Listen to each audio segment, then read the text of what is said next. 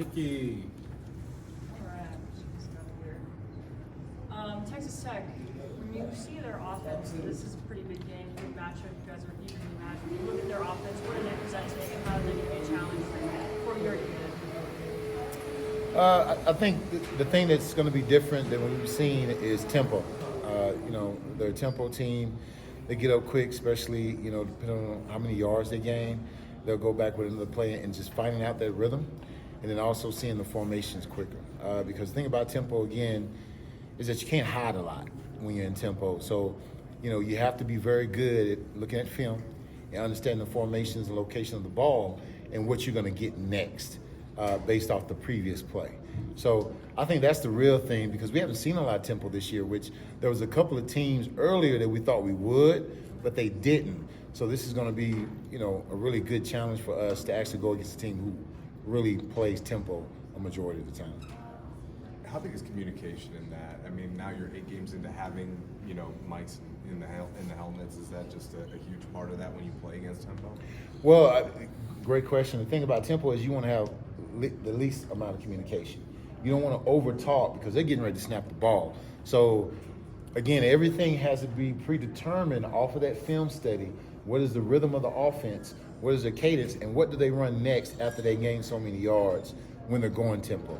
So everybody in the film room, that's where your communication happens. And then when you go through walkthroughs and on the field, it needs to be an understanding. There has to be that chemistry.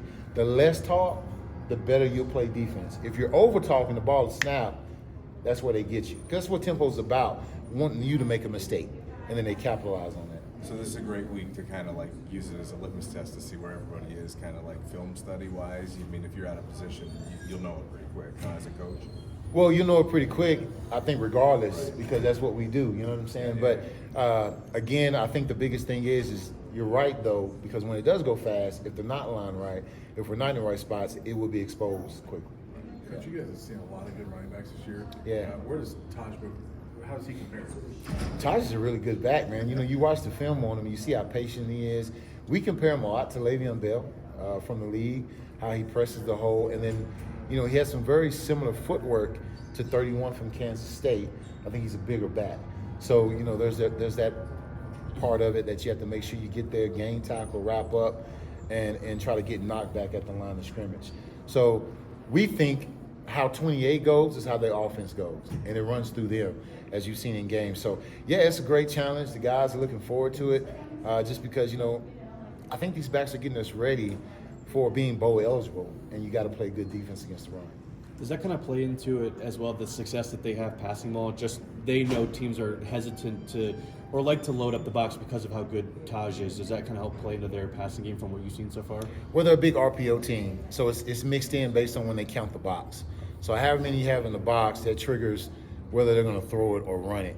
Now, there are some formations they get into where they really want 28 to carry the ball, and so they'll load it up in the box to make sure they give him the ball and let him do what he does naturally, which is find the holes. But yes, I mean, I think that's the big scheme with their offense. They know they have a good back, so they put a lot of RPOs because if you load the box, then they can go to their secondary play that's right off the first play.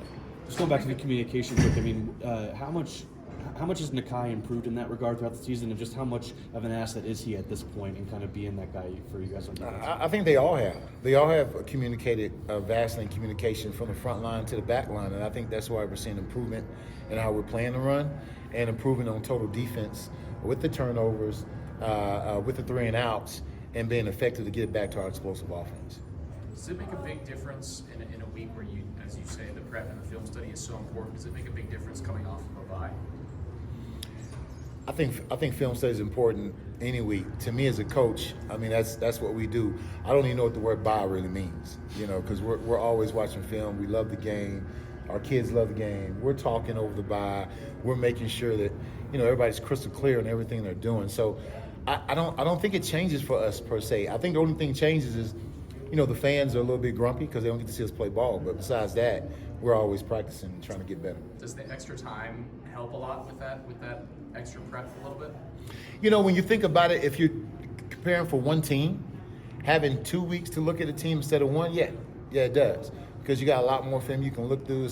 It's a lot more talking as far as the coaches are concerned, and we're really getting to dive into something, for 2 weeks or 10 days, how you want to see it, instead of just 5 days. So yeah, in that aspect, yes. We had a chance to talk to Robert Livingston last week. He likes to kind of deflect praise. What's it been like for you working with him?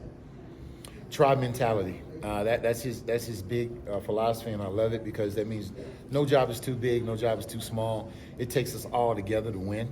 And so, when you spread that around and you give people skin in the game, you get confident in what you do, and there's a big part of it that depends on your success. So when you have success, it's just that extra excitement you have. It's that extra it's the extra hands in the air, because you had a big part to do with it, whether big or small.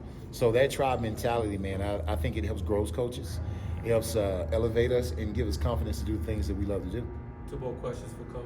Rich, again, it's not in your room. Yeah. But, we've seen on well off with Tyler Brown's playing a little defensive tackle. Yeah. What are you seeing out of him? And I don't know if you're able to answer this, but is that a full-time move, or what are you seeing out of him at defensive tackle? Well, I tell you what, the guy is strong. He is strong. He's one of the strongest guys we've had. So to have him in there plugging gaps and can't be moved, we love that as linebackers. That helps us out a lot. So, he always goes about his work in a professional way, and I think it gets back into that tribe mentality that I talked about with the coaches. It's with the players too. No job is too big, too small. And how he's doing in practice, I love to keep him over there. I don't know if we can or not, but I'd sure fight for it. I think the last time we talked to you was after the Nebraska game, and you had told us that, hey, this week in practice as coaches, we're ramping up intensity. And you see what's happened since then for this program. What have you noticed as maybe the major shift since we last spoke to you? I think it's just the confidence in the players. The best thing for a coach, what you like to see, is when you're coaching up a player and he actually takes the technique and he takes the coaching and he applies it in practice and it wins. Then he goes to the game and he wins. And he's excited. Now you have his full attention. Now everybody's like, what next, coach? Teach me something else. I want to get better. I want to do that. So you're seeing that now. The guys are buying into it. They see what we do works. The culture works and it wins, and what Coach Prime is evidently building here at Colorado, and they all want to be a part of it. So I think that's the thing. Just the enthusiasm to learn more, because they see it's paying off.